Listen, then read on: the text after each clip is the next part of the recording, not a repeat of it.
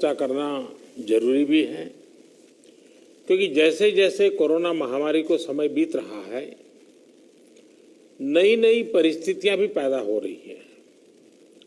अस्पतालों पर दबाव, हमारे स्वास्थ्य कर्मियों पर दबाव, रोजमर्रा के काम में निरंतरता का न आना पाना, ये हर दिन एक नई चुनौती लेकर आते हैं।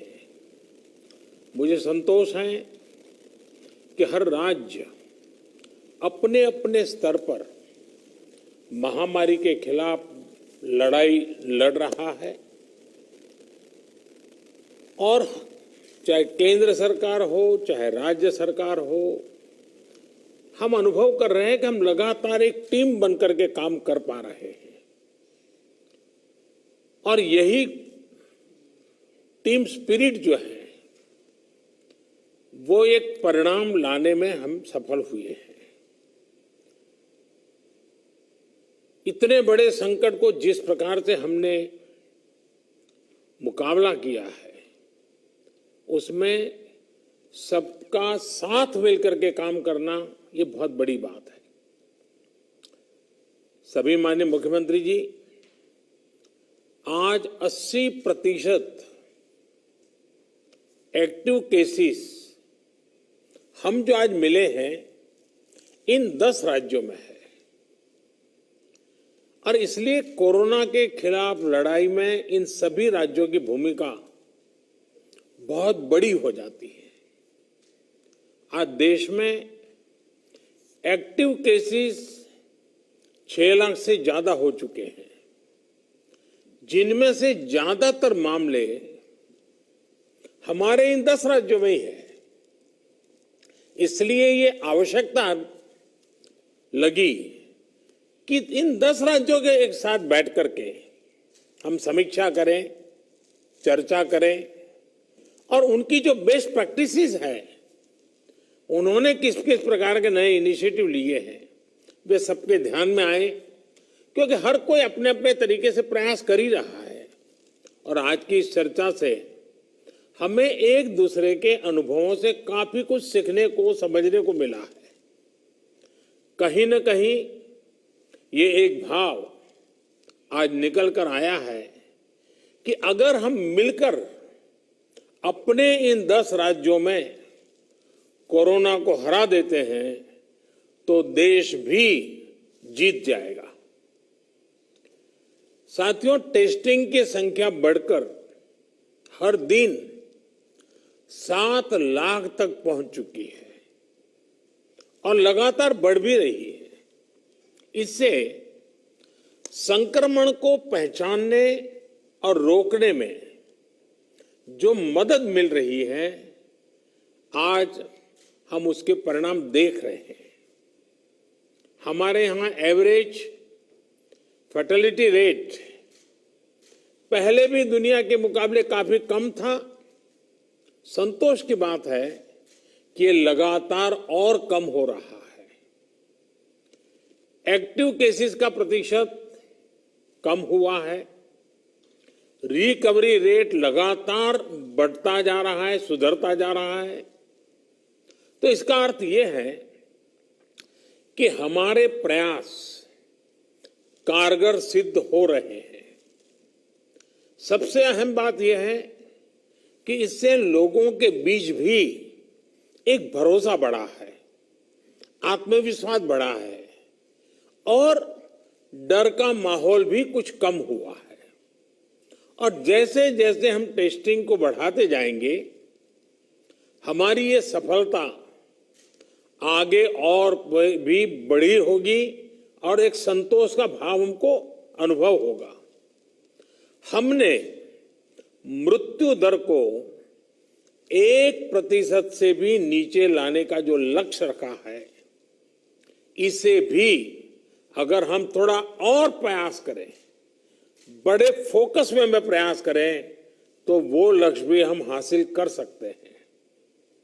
अब आगे हमें क्या करना है, कैसे बढ़ना है, इसे लेकर भी काफी स्पष्टता हमारे बीच में भी उभर करके आई और एक प्रकार से ग्रास रूट लेवल तक सब लोगों के दिमाग में पहुंच गया। अभी क्या करना है, कैसे करना है, कब करना है, बात हिंदुस्तान के एक नागरिक तक हम पहुंचा पाए हैं।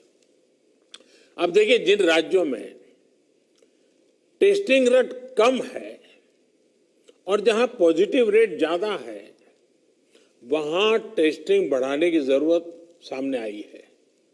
खासतौर पर बिहार, गुजरात, यूपी, पश्चिम बंगाल और तेलंगाना, यहां टेस्टिंग बढ़ाने पर खास बल देने की बात हम लोगों की बातचीत में से उभर करके आ रही है। साथियों, अब तक का हमारा अनुभव है कि कोरोना के खिलाफ कंटेनमेंट, कॉन्टैक्ट ट्रेसिंग और सर्वेलेंस, ये सबसे प्रभावी हथियार है। अब जनता भी इस बात को समझ रही है, लोग पूरी तरह सहयोग भी कर रहे हैं। ये जागरूकता की हमारी कोशिशों से एक अच्छे परिणाम की तरफ हम आगे बढ़े हैं।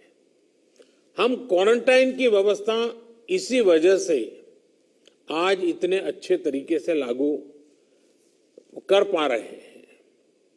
एक्सपर्ट्स अब ये कह रहे हैं कि अगर हम शुरुआत के 72 घंटे में ही केसेस की पहचान कर ले तो ये संक्रमण काफी हद तक धीमा हो जाता है।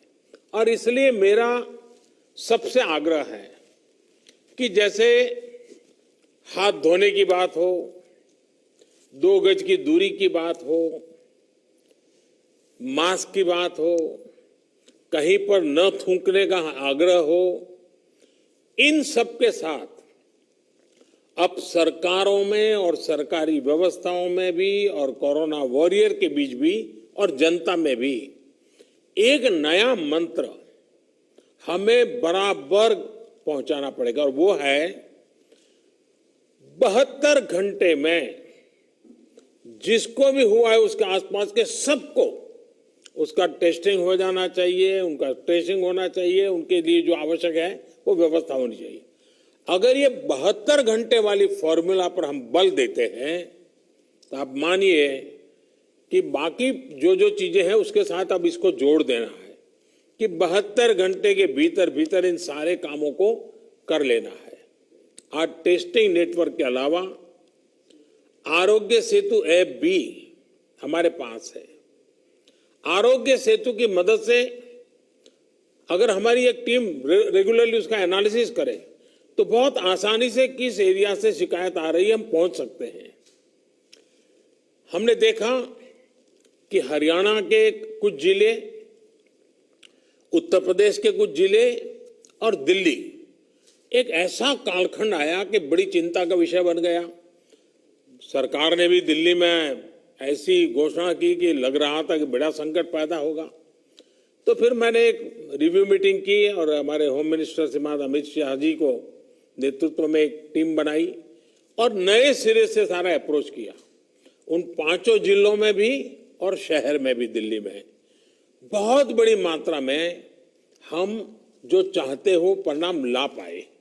मैं समझता हूं कि कितना ही बड़ा कठिन चित्र दिखता हो, लेकिन सिस्टमेटिक तरीके से अगर आगे बढ़ते हैं तो चीजों को हम हफ्ते 10 दिन में अपने तरफ मोड़ सकते हैं। और हमने अनुभव करके देखा है।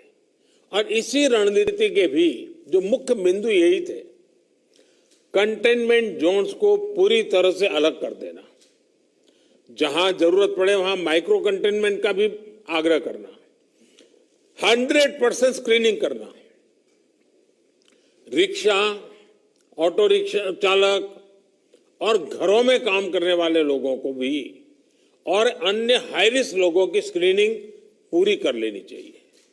आज इन प्रयासों का परिणाम हमारे सामने है।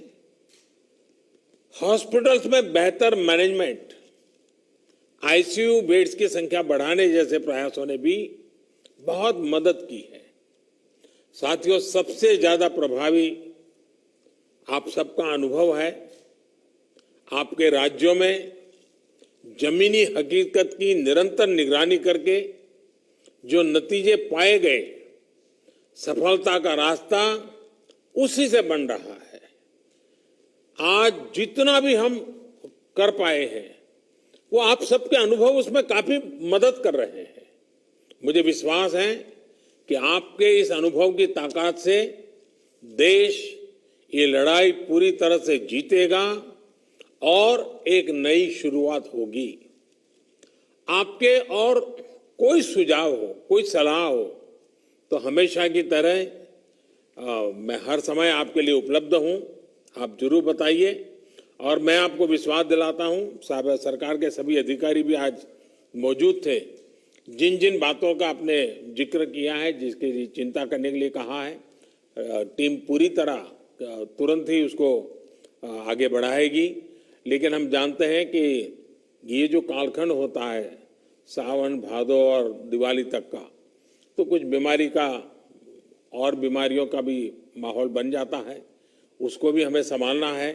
लेकिन मुझे विश्वास है कि हम जो 1% से नीचे मृत्यु दर लाने का लक्ष्य, रिकवरी रेट तेजी से बढ़ाने का लक्ष्य, 72 घंटे में सारे कांटेक्ट पर्सन को तक पहुंच करके उनकी व्यवस्था करना, इन मंत्रों को लेकर के अगर हम थोड़ा फोकस एक्टिविटी करेंगे तो हमारे जो 10 राज्य जहां पर 80% केसेस हैं, हमारे 10 राज्य जहां 82% मृत्यु है, हम 10 राज्य इस पूरी स्थिति को पलट सकते हैं। हम 10 राज्य मिलकर के हम भारत को विजयी बना सकते हैं और मुझे विश्वास है कि हम इस काम को कर पाएंगे। मैं फिर एक बार, आपने बहुत समय निकाला, समय की कमी के बावजूद भी बहुत ही अच्छे ढंग से आपने अपनी सारी बातें रखी हैं। मैं आपका बहुत